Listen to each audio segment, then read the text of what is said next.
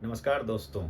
आज बात करेंगे रक्षाबंधन की शुरुआत कब से हुई, क्या इसका महत्व है और पहली राखी किसने बांधी थी। हमारे पुराणों में इसकी व्याख्या की गई है, जिनमें पहला है विष्णु पुराण। विष्णु पुराण के अनुसार देवताओं में और दानवों में अक्सर लड़ाइयाँ हुआ करती थी। दानव हमेशा ही यज्ञ किया करते थे ताकि वरदान स्वरूप उनको ब्रह्मा विष्णु महेश जी से उपहार मिले। राक्षसों के राजा राजा बलि, जिनका जन्म राक्षस कुल में भगत प्रहलाद जी के यहाँ हुआ था, जो कि विष्णु जी के बहुत बड़े भगत थे। उन्होंने स्वर्ग लोक को प्राप्त करने की इच्छा से एक बार 151 यज्ञ पूर्ण करने का प्रण लिया। इससे सभी देवतागण चिंतित हुए और वह विष्णु जी के समक्ष प्रकट हुए। इसके बाद उन्होंने अपनी समस्या बताई और उनसे इस समस्या का निवारण हेतु समाधान मांगा। विष्णु जी ने इस समस्या को समाधान देने के लिए एक भिक्षु का अवतार लिया और यज्ञ में प्रकट हुए। राजा बलि ने जब उनको देखा तो उनसे पूछा कि हे भिक्षुक, आप इच्छा में क्या मांगना चाहते हैं। भिक्षुक यानी कि विष्णु जी ने उनसे मांगा कि मुझे 3 पग जमीन दे दीजिए, और राजा बलि उनकी इस बात को पूरा कर देते हैं और वचन दे देते हैं। तभी भिक्षुक यानी कि विष्णु जी एक विशाल रूप ले लेते हैं भिक्षुक का। उन्होंने एक पग में स्वर्ग और दूसरे पग में धरती नाप ली।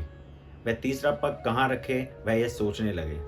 तभी राजा बलि उनके समक्ष अपना सर आगे कर देते हैं और कहते हैं, आप अपना तीसरा पग मेरे सर पर रखें, क्योंकि वो वचनबद्ध थे और वो अपने वचन से कभी पीछे नहीं हटते थे। उनकी इस वचनबद्धता को देखकर विष्णु जी उनसे प्रसन्न हुए और उनसे कहा कि आपकी इस वचनबद्धता को देखकर मैं चाहूंगा कि आप मुझसे कुछ उपहार मांगे। मैं आपसे बहुत प्रसन्न हुआ, क्योंकि राजा बलि बहुत बड़े भक्त थे विष्णु जी के, द्वारपाल जी के। तो उन्होंने कहा, मैं चाहता हूँ हे ब्राह्मण, मेरे द्वारपाल मेरे विष्णु जी सदा मेरे सामने रहें, सदा मेरे पास रहें, मेरे पाताल लोक के पास रहें। और उनके ऐसा मांगने पर विष्णु जी को बैकुंठ छोड़ पाताल लोक का पहरा देना पड़ा।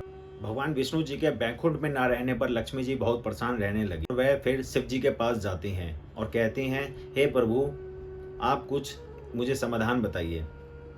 तब शिव जी उनको कहते हैं कि बलि जी बहुत वचनबद्ध पुरुष हैं, आप उनको किसी तरह के बंधन में बांधिए और उनसे उपहार स्वरूप विष्णु जी को बैकुंठ में वापस भेजने का आग्रह कीजिए। शिव जी ने लक्ष्मी जी की सहायता के लिए अपने नाग यानी वासुकी को लक्ष्मी जी के साथ जाने का आदेश दिया। लक्ष्मी जी एक साधारण देवी का रूप धारण कर ये पाताल लोक में प्रकट होती हैं।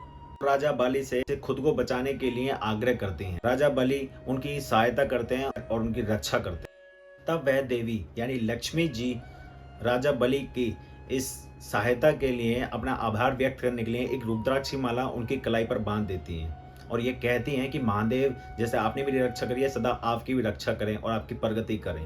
राजा बलि उन देवी का आभार देख करके प्रसन्न होते हैं और कहते हैं कि मैं आपकी सदैव रक्षा करूंगा, और राजा बलि इस बात का वचन दे देते हैं।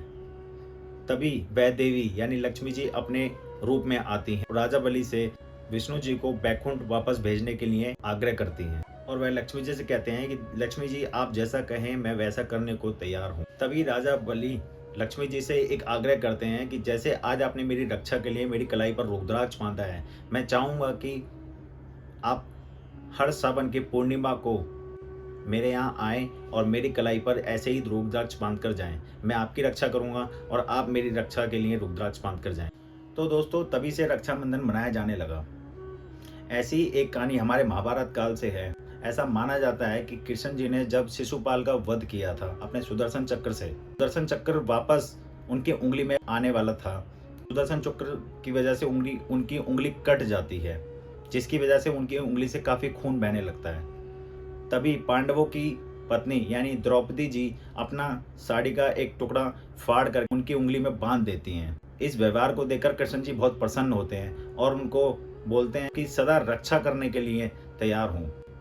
आपको कभी किसी तरह की विपदा पड़ेगी तो मैं आपके हमेशा साथ रहूंगा। यही वजह होती है कि जब द्रौपदी जी का चीर हरण होता है तो वहां पर श्री कृष्ण जी प्रकट होते हैं और उनका साथ देते हैं।